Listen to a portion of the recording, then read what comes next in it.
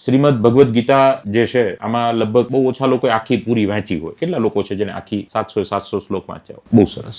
વાંચ્યું હોય તો તમને ખૂબ ખૂબ અભિનંદન. તમે જેટલી વાર શ્રીમદ ભગવદ્ ગીતાને વાંચો એટલી વાર તમને અલગ રીતે સમજાય. ઘણી વાર એવું પણ બને કે તમારે કઈ રીતે સમજવી છે એ જ રીતે તમને સમજાય.